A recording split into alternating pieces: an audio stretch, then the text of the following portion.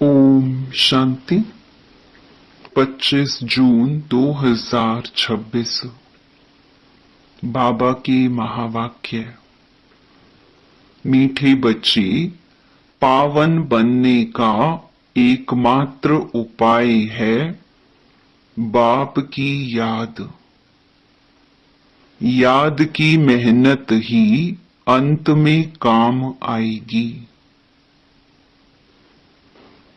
प्रश्न: संगम पर कौन सा तिलक दो तो स्वर्ग की राजाई का तिलक मिल जाएगा?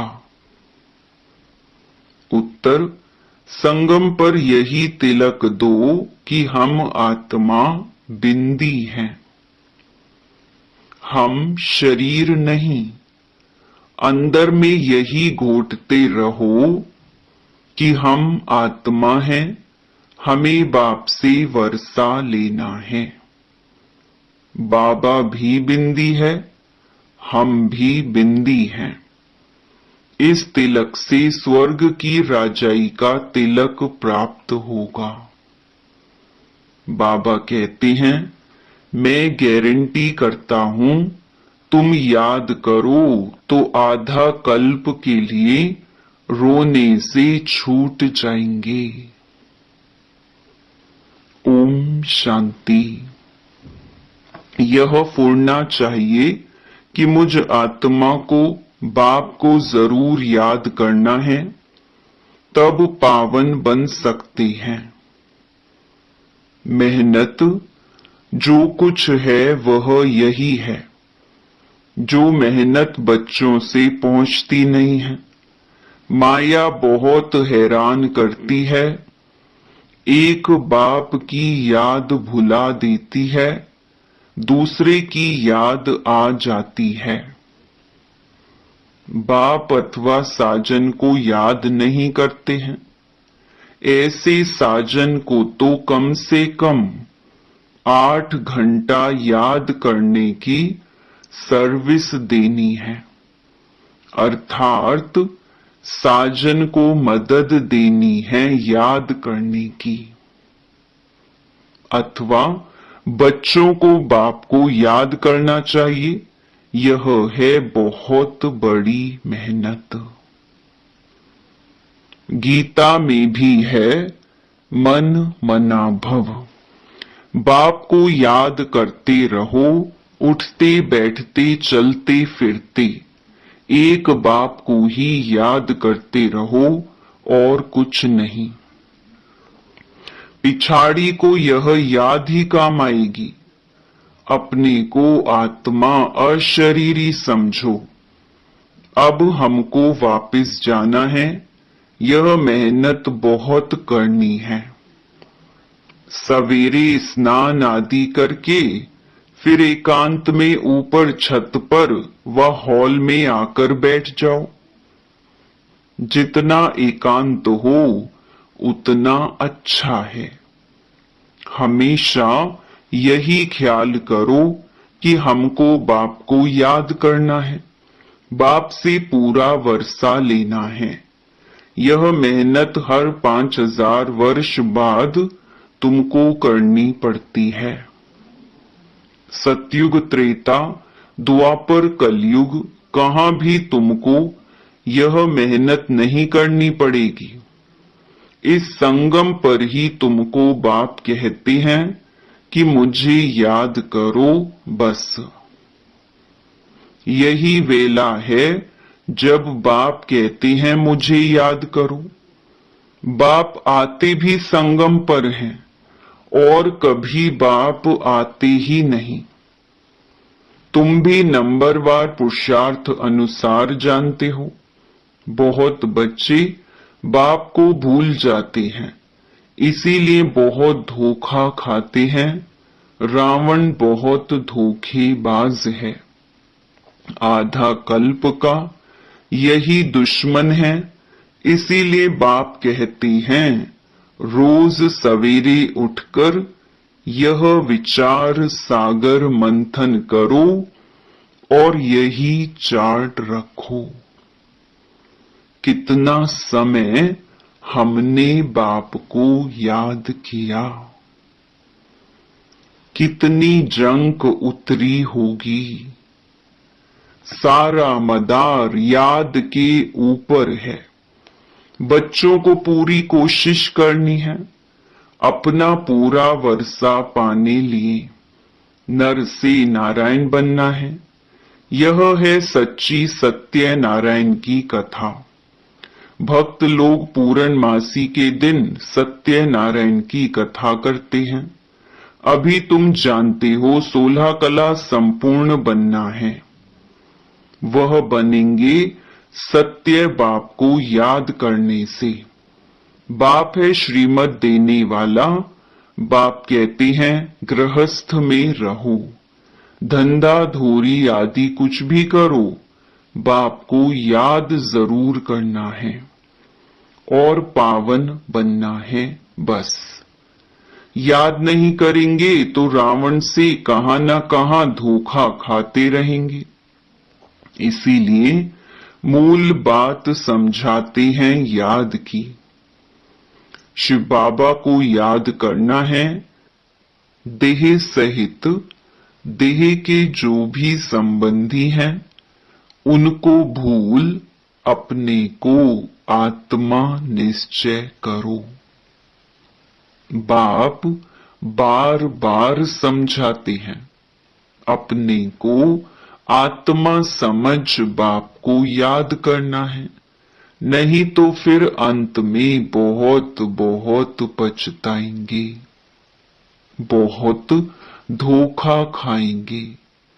कोई ऐसा जोर से थप्पड़ लगेगा जो माया एकदम काला मुंह करा देगी। बाप आए हैं गोरा मुंह बनाने। इस समय सब एक दो का काला मुंह करते रहते हैं। गोरा बनाने वाला एक ही बाप है, जिसकी याद से तुम गोरे स्वर्ग के मालिक बनेंगे। यह है ही पतित दुनिया। बाप आते ही हैं पतितों को पावन बनाने। बाकी तुम्हारे धंधे धोरी आदि से बाबा का कोई संबंध नहीं है। शरीर निर्वाह अर्थ तुमको जो करना है सो करो। बाप तो सिर्फ कहते हैं मन मना भव। तुम कहते भी हो हम कैसे पावन दुनिया का मालिक बने। बाप कहते हैं सिर्फ मुझे याद करो बस, और कोई उपाय पावन बनने का है नहीं। कितना भी दान पुण्य आदि करें, कितनी भी मेहनत करें, चाहे आग से आते जाते रहे, कुछ भी काम नहीं आ सकता सिवाय एक बाप की याद के। बहुत सिंपल बात है। इसको कहा जाता है सहज योग। अपने से पूछो, हम अपने मीठे मीठे बाप को सारे दिन में कितना याद करते हैं। नींद में तो कोई पाप नहीं होते हैं, अशरीरी हो जाते हैं। बाकी दिन में बहुत पाप होते रहते हैं और पुराने पाप भी बहुत हैं। मेहनत करनी है याद की। यहां आते हो तो यह मेहनत करनी है। बाहर के वाहियात संकल्पों को उड़ा दो, नहीं तो वायुमंडल बड़ा खराब कर देते हैं। घर के खेती बाड़ी के ख्यालात चलते रहते हैं। कभी बच्चे याद पड़ेंगे, कभी गुरु की याद आएगी। संकल्प चलते रहेंगे तो वायुमंडल को खराब कर देंगे।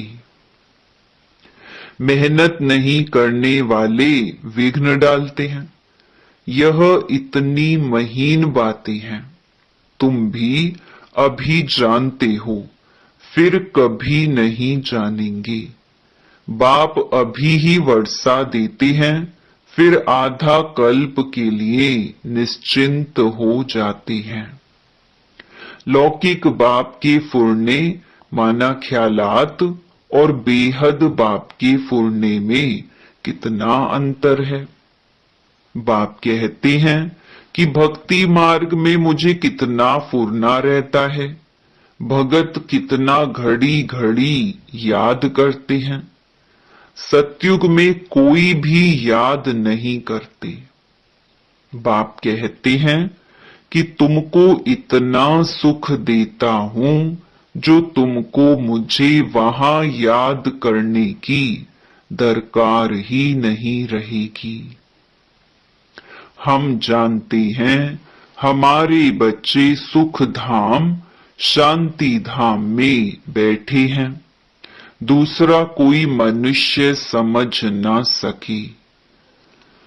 ऐसे बाप में निश्चय बुद्धि होने में माया विघ्न डालती है।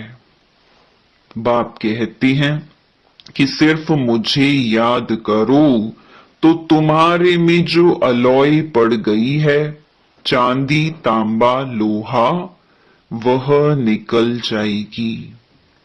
गोल्डन एज से सिल्वर में आने से भी 2 कला कम होती है। यह बातें तुम सुनते और समझते हो। जो सच्चा ब्राह्मण होगा उनको अच्छी रीति बुद्धि में बैठेगा, नहीं तो बैठेगा नहीं, याद टिकेगी नहीं। सारा मदार बाप को याद करने पर है।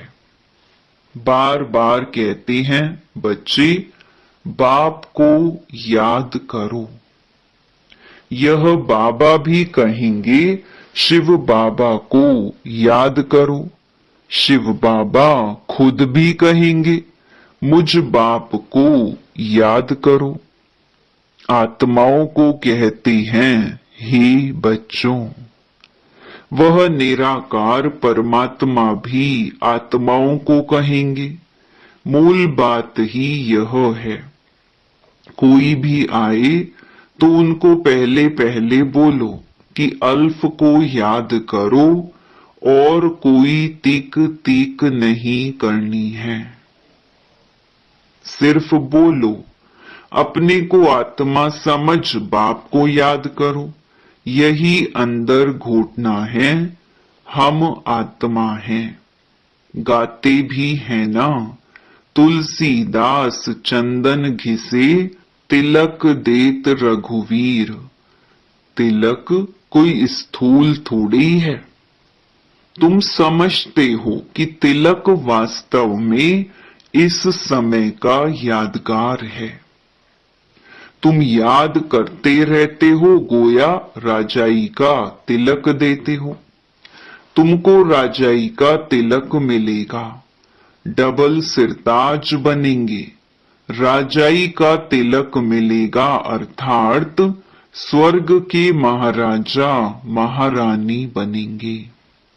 बाप कितना सहज बताते हैं।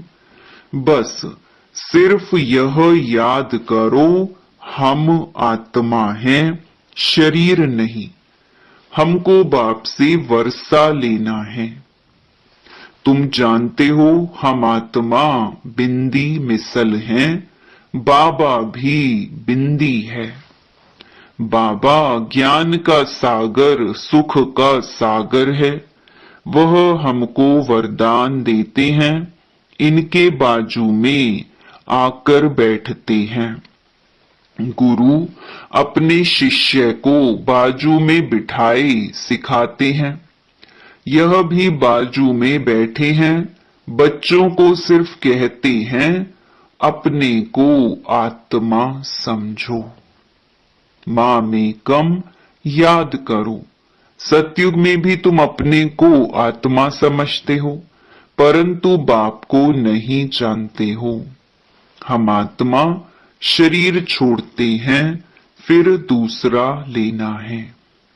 ड्रामा अनुसार तुम्हारा पार्ट ही ऐसा है, इसीलिए तुम्हारी आयु वहां बड़ी रहती है, पवित्र रहते हो।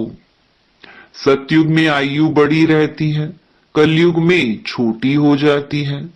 वहां है योगी, यहां है भोगी। पवित्र होते हैं योगी, वहां रावण राज्य ही नहीं है। आयु बड़ी रहती है, यहां आयु कितनी छोटी होती है, इसको कर्म भोग कहा जाता है। वहां अकाले मृत्यु कभी होती नहीं, तो बाप कहते हैं कि बाप को पहचाना है तो श्रीमत पर चलो। एक बाप को याद करो, अपने को आत्मा समझो। हमको अब जाना है, यह शरीर छोड़ना है, बाकी टाइम सर्विस में लगाना है। तुम बच्चे बहुत गरीब हो, इसीलिए बाप को तरस पड़ता है। तुम बूढ़ियों कुब्जाओं आदि को कोई तकलीफ नहीं देते हैं। बूढ़ी को कुब्जा कहा जाता है, बूढ़ियों को समझाया जाता है बाप को याद करो। तुमसे कोई पूछे कहाँ जाती हो, बोलो गीता पाठशाला में जाती हैं।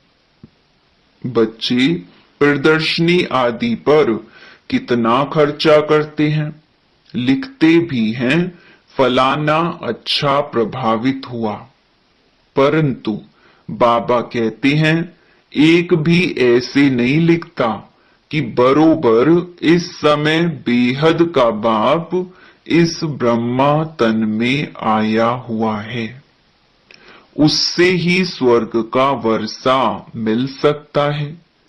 बाबा समझ जाते हैं कि एक को भी निश्चय नहीं हुआ है, सिर्फ प्रभावित होते हैं।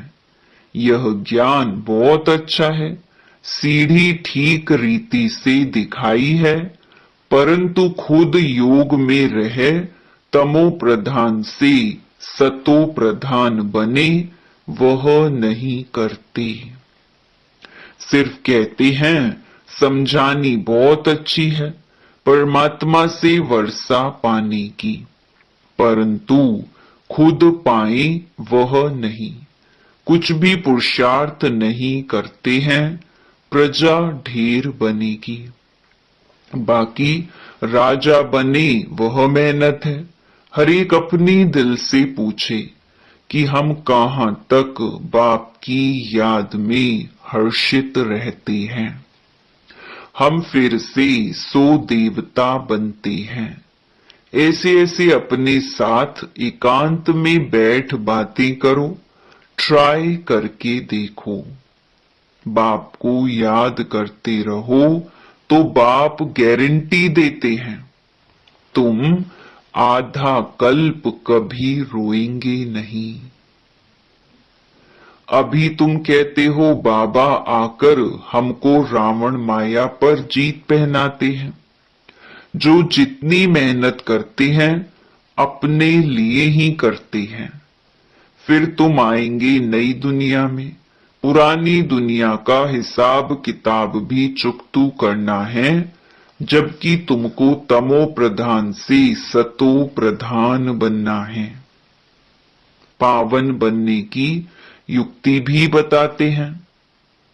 यह है कयामत का समय, सबका विनाश होना है, नई दुनिया की स्थापना होनी है। तुम जानते हो हम इस मृत्यु लोक में यह शरीर छोड़ फिर नई दुनिया अमर लोक में आएंगे। हम पढ़ते ही हैं नई दुनिया के लिए और कोई ऐसी पाठशाला नहीं जहां भविष्य के लिए पढ़ाते हो। हाँ, जो बहुत दान पुण्य करते हैं तो राजा के पास जन्म लेते हैं। गोल्डन स्पून इन माउथ कहा जाता है। सतयुग में तुमको मिलता है, कलयुग में भी जो राजाओं के पास जन्म लेते हैं उनको भी मिलता है। फिर भी यहाँ तो अनेक प्रकार के दुख रहते हैं। तुमको तो भविष्य 21 जन्म के लिए कोई दुख नहीं होगा, कभी बीमार नहीं पड़ेंगे। गोल्डन स्पून इन स्वर्ग। यहाँ है अल्पकाल के लिए राजाई, तुम्हारी है 21 जन्म के लिए। बुद्धि से अच्छी रीति काम लेना है, फिर समझाना है। ऐसे नहीं कि भक्ति मार्ग में राजा नहीं बन सकते हैं। कोई कॉलेज अथवा हॉस्पिटल बनाते हैं तो उनको भी एवजा मिलता है। हॉस्पिटल बनाते हैं तो दूसरे जन्म में अच्छी तंदुरुस्ती रहेगी। कहते हैं ना, इनको सारी आयु में बुखार भी नहीं हुआ। बड़ी आयु होती है, बहुत दान आदि किया है, हॉस्पिटल आदि बनाते हैं, तब आयु बढ़ती है। यहाँ तो योग से तुम एवर हेल्दी वेल्दी बनते हो। योग से तुम 21 जन्म के लिए शफा पाते हो। यह तो बहुत बड़ी हॉस्पिटल, बहुत बड़ी कॉलेज है। बाप हर बात अच्छी रीति समझाते हैं। बाप कहते हैं, जिसको जहां मजा आए, जहां दिल लगे, वहां जाकर पढ़ाई पढ़ सकते हैं। ऐसे नहीं कि हमारे सेंटर पर आए, इनके पास क्यों जाते हैं। नहीं, जिसको जहां चाहिए वहां जाए। बात तो एक ही है, मुरली तो पढ़कर सुनाते हैं। वह मुरली यहां से जाती है, फिर कोई विस्तार से अच्छा समझाते हैं, कोई सिर्फ पढ़कर सुनाते हैं। भाषण करने वाले अच्छी ललकार करते होंगे। कहां भी भाषण हो, पहले पहले बताओ। शिव बाबा कहते हैं, अपने को आत्मा समझ मुझ बाप को याद करो तो तुम्हारे विकर्म विनाश होंगे और पावन बन पावन दुनिया का मालिक बनेंगे। कितना सहज समझाते हैं। अच्छा, मीठे मीठे सिकी लधे बच्चों प्रति मात पिता बाप दादा का याद प्यार और गुड मॉर्निंग। रूहानी बाप की रूहानी बच्चों को नमस्ते। धारणा के लिए मुख्य सार। पहला, बाहर के वाहियात व्यर्थ ख्यालातों को छोड़ एकांत में बैठ याद की मेहनत करनी है। सवेरे सवेरे उठकर विचार सागर मंथन करना और अपना चार्ट देखना है। दूसरा, जैसे भक्ति में दान पुण्य का महत्व है, ऐसे ज्ञान मार्ग में याद का महत्व है। याद से आत्मा को एवर हेल्दी वेल्दी बनाना है। अशरीरी रहने का अभ्यास करना है। वरदान, कंबाइंड रूप की सेवा द्वारा आत्माओं को समीप संबंध में लाने वाले कंबाइंड रूपधारी भव। सिर्फ आवाज द्वारा सेवा करने से प्रजा बनती जा रही है, लेकिन आवाज से परे स्थिति में स्थित हो, फिर आवाज में आओ, अव्यक्त स्थिति और फिर आवाज। ऐसे कंबाइंड रूप की सेवा वारिस बनाएगी। आवाज द्वारा प्रभावित हुई आत्माएं अनेक आवाज सुनने से आवागमन में आ जाती हैं, लेकिन कंबाइंड रूपधारी बन कंबाइंड रूप की सेवा करो तो उन पर किसी भी रूप का प्रभाव पड़ नहीं सकता।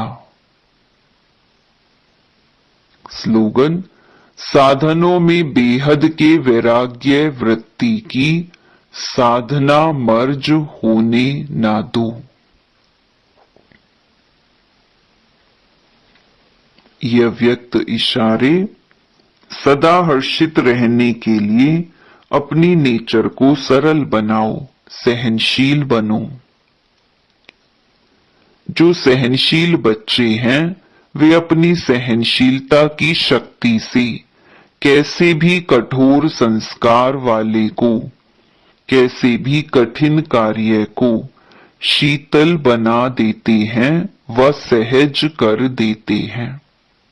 सहनशीलता के गुण वाला गंभीर होगा और गहराई में जाएगा, वह कभी घबराएगा नहीं, गहराई में जाकर सफलता प्राप्त करेगा। अच्छा, ओम शांति।